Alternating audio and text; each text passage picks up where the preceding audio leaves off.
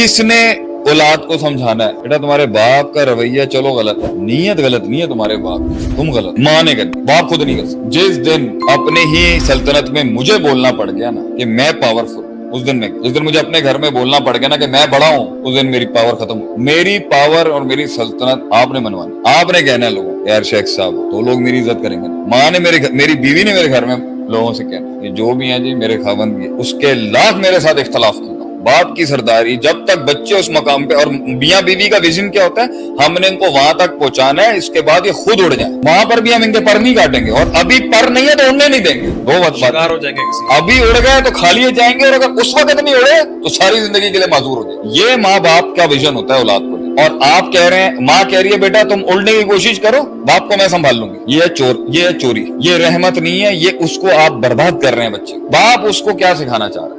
बाप अपनी औलाद को ये सिखाना होता है। कैसे कमेंट्स कैसे आ रहे हैं आज के टॉपिक्स पे लोगों के, बाप ज्यादा ओवर प्रोटेक्टिव इसलिए होता है और डांटता भी इसलिए, डरता।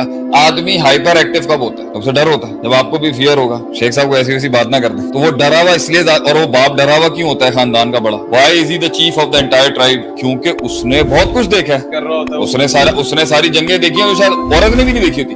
औरत को पता होता है माँ को, क्योंकि सल्तनत तो उसने उसके साथ बनाई होती है। लेकिन बाप ने क्योंकि रियल टाइम बलाएं देखी होती हैं, वो तो पता होता है मेरे चूजे को ना खा जाए भाई कोई। अब चूजा होता ही कमजोर है। बेवकूफी बाप की ये होती है कि वो कमजोर चूजे के ऊपर ना 22 साल के पीएचडी का बोझ डाल देता है, एक्सपेक्टेशन। और हम कह रहे होते हैं यार इसकी इस उम्र को कबूल करना ही तो तुम्हारा बड़ापन। तुम इस उम्र से ये तकाजा क्यों कर रहे हो कि ये वो कर देगा जो तुम्हारे इंटेलेक्ट पे तुम चाह रहे हो ये 5 साल का आ जाए? तो किसने सबर करना है? अब वो जब उसके अंदर हरकतें देख रहा होता है ना, क्योंकि वो इमेज बच्चा है, वो बच्चा होता ही वो है तो बोमियां मार रहा होता है हर जगह। उसमें कुछ बोमियां बड़ी खूबसूरत होती है, कुछ बेवकूफियां बड़ी हसीन होती है, और कुछ ऐसी होती है आदमी कह रहा होता है अगर ये वाली गलती बड़ी हो गई ना मर्द इसको मार पड़ेगी। अब वो उसका एजिटेट होना शुरू होता है बाप। उसके अंदर वो सॉफ्ट एंड दिखा नहीं पाता, वो हार्ड आया था। अब माँ का काम होता है बाप को ट्यून डाउन कर, मैं हैंडल कर। ये एक मुशारकत से चल रहा होता है माँ। अब अगर उसमें बाप से गलती हुई भी है, क्योंकि वो बेढंगा है, वो बदतहजीब है, उसको तमीज नहीं है, वो भी फटने फाड़ने वाला बाप है, वो खुद उसका कोई उस्ताद, एक इंसान है उसकी औलाद है,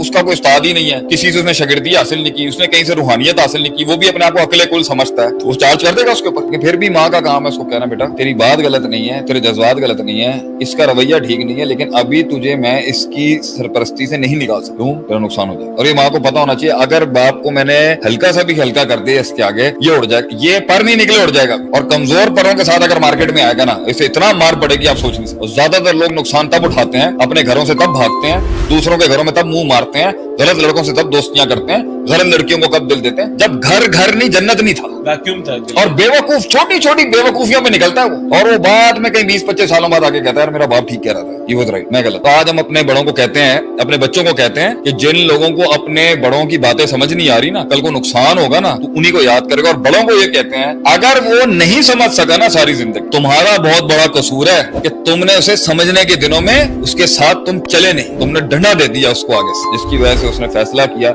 मैं टोल नहीं ले सकता, मैं आपके साथ नहीं रह सकता, अब मैं किसी और को बाप बनाऊंगा। ऐसे ही लोग होते हैं जो शनाख्त का बुरान, identity crisis, sense of belonging की वीक होने की वजह से हर गलत काम करते हैं, हर नुकसान उठाते हैं, और हर किसी को हर हाथ में लाने वाले को दोस्त बनाते हैं। And that's how family gets destroyed. और वही काम जो बड़े कम कॉस्ट इफेक्टिव तरीके से हो सकता था, वही फैमिली लाखों करोड़ों बर्बाद करने के बाद, बदनामी उठाने के बाद फिर जाके करती है। क्यों? क्योंकि एक आदमी घर में इवॉल्व नहीं हो रहा। ये जो लोग हैं जो बाहर से आते हैं, ये तो अल्लाह माफ। एक अच्छे भले फलते फूलते हंसते खेलते प्यार भरे हर फैमिली की एक अपने प्रोटोकॉल्स होते हैं, आपको पता, जो दूसरी फैमिली नहीं समझ सकती। उनका मजाक, उनकी शुगर, बहुत सारे मजाक लोग जो है नॉर्म होते हैं, करेंगे वो बुरा मान जाएंगे। उनके जुबान होती है, उनकी अपनी लैंग्वेज होती है, वो किसी और के घर में नहीं हो सकता, वो बाप के अपने घर में, भाई है, बहनें हैं, दोस्तें हैं, अपनी फैमिली है। अब क्या होता है, शैतान, मैंने कहा ना आपको, मिनल जिन्नती वन्नास, उसको सबसे ज्यादा जो मजा आता है ना वो घर तोड़ने में आता है। ऑल गुड, उसको घर तोड़ने में आता है। और शैतान जो होते हैं ना, इंसानी शक्ल में और शैतानी शक्ल में तैर रहे होते हैं समंदर में देखने के लिए कि कीड़े की मछली कौन सी कमजोर है, कौन से घराना कमजोर है। और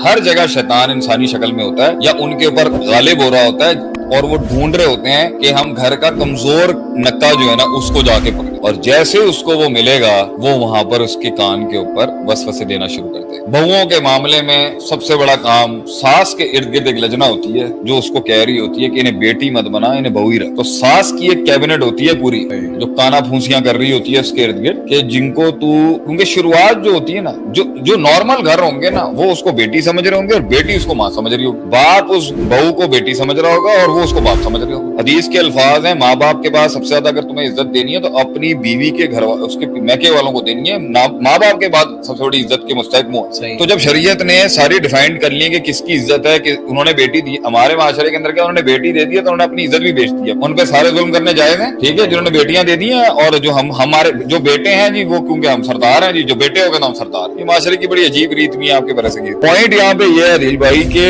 सास की कैबिनेट होगी जो बहुओं के खिलाफ कर रही हो, और बहुओं के इर्द गिर्द घर की जड़ी नूह होती है उसके इर्द गिर्द एक कैबिनेट आएगी 3-4 साल की शादी के बाद जो काना फूसी लेगी और बताओ तुम्हारी देवरानी कैसी है और तुम्हारी जेठानी कैसी है और तुम्हारी सास के साथ ताल्लुक है। पहले दोस्तियां बनती हैं, फिर आहिस्ता आहिस्ता शैतान जो होता है, जो आपके कॉमन पॉइंट्स होते हैं जिसपे हर बंदा क्लिक करता है, उसको छेड़ना शुरू कर देता है और बंदे में वल्नरेबिलिटियां निकाल रहा होता है। तो जिधर सास ने, अच्छा बाप जो होगा उसके अगर हल्के के अंदर ऐसे लोग हुए, बाप को वैसे कम ही होता है, वैसे औरतों के अंदर ये टेंशन बहुत ज्यादा है। मतलब आपको नहीं है ना उनके पास। आपको लड़कों में कभी ऐसे दोस्त नहीं मिलेंगे जो आपको फैमिली के खिलाफ कर रहे हैं, कम ही मिलते हैं।